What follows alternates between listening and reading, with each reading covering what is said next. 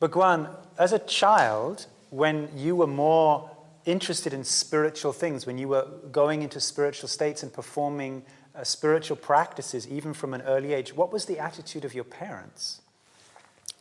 My father was an atheist, and he was a no-nonsense person. And I was most of the time alone by myself. So he was a little disturbed about it. And he used to ask me, what do you propose to do with your life? I said, I'm going to transform the world. Even from young age you knew this? Yes. From what age, Bhagwan, did he know? That could have been probably 6 or 7. Ah. So my father used to ask me, what do you think you are?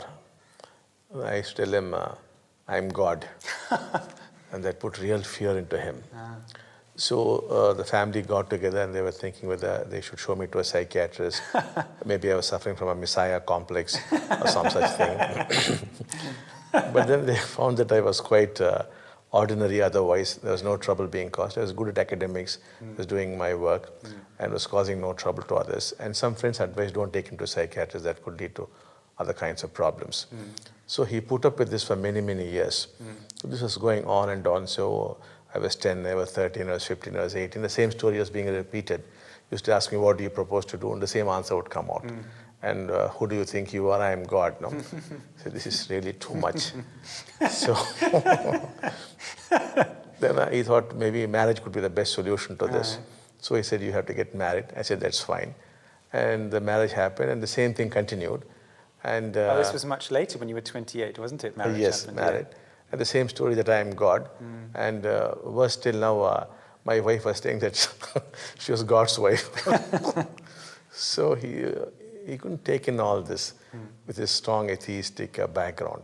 So finally he told me one day, well, if it's all true, convince me that you are God, give me the experiences. I said I would do that. I gave him a lot of experiences. He was very convinced and I was so happy. He said, I don't think I need to live any longer.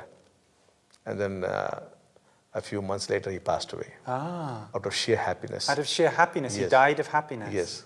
So when you say, I am God, Yes. it's saying, I am God and you are God too. Yes. Only you may not recognize it. You may right not now. recognize it, I that see. is all. Yes. I often say that I am God. Now, it has to be carefully understood. To me, all life is one. There's only one life. That which is flowing through you, through me, through your wife, through the lion, the elephant, the tiger, the ant, through the trees, through the sun and the moon, to the universe. The same one life is expressing itself through all these forms. And that life is what I call God. So I am God, you are God, the ant is God, the elephant is God, the one in the prison is God, the crook is God, the murderer is God, the saint is God, the sage is God. These are the different manifestations of God. And what sort of education did you pass through? I did my graduation in mathematics, and most of my education was in Christian institutions. To be more specific, it was at Don Bosco School in Chennai. So that was where I was mostly educated by Jesuit priests. I see.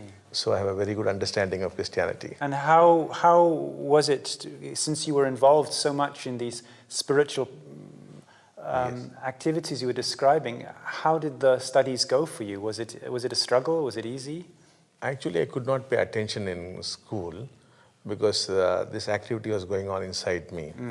Like the chanting of certain mantras and certain other things were going on. But somehow when the exams came, I could handle the exams. And I used to do fairly well in the exams. Bhagwan, you were mentioning about these mantras that were coming inside of you and also different postures that you were going into. Now, normally, people involve themselves in these kind of practices for their own spiritual evolution. Yes. But I think for you it must have been somehow a little different because you said that you never knew non-enlightenment. Yes, yes. So what was for you? Do you know what was the purpose of these things? I really did not know what was the purpose of this because there was no intent behind my doing this. As I told you earlier, I was made to do these things. We could postulate something like a higher energy or a higher power. which made me do these things. What for, I had no idea at that time. Now, the mantra I was chanting, I had no idea because it was not conforming to the Sanskrit words, you know. There's something wrong about it. But still, I was only made to chant those words. So I was made to go through all this for what I never knew at that time, till the phenomenon broke loose. And once the phenomenon broke loose, did you then understand what these Then were? I could understand all that had earlier happened. Uh-huh. In fact, it helped me a lot. I see. And when you look back now Yes. on those mantras and postures, how do you Yes. understand them now as you look back? I understand that they were preparing for this Diksha, for the transmission of these energies. That was the preparation. I see. But without my knowledge. I see. I see. So that which was causing these Yes. things to happen, Yes. was that something other than you, or was it from within you? At that point of time, it appeared to me as though that was something other than me. But now, to me, it looks as though that also is me. Yes, I see. Bhagwan, you said as a child and growing up also that you felt, you had the experience, I am God. And at the same time, you had the experience that some higher power was commanding you. Yes. So these sound a little bit different thing. Can you explain that? Yes. When I used to go to temples, I used to sometimes feel that I was inside the idol and watching out. So then I had this feeling that I must be God because I seem to be inside the idol and not outside. And yet, being a small boy, there were times when I wanted to play out, go and mix with other children. The desires used to come, but I found that I was being held back. I was not being allowed to play. I was being made to do these things. So I began to attribute it to a higher power, which was overpowering me. So I wanted to play but could not.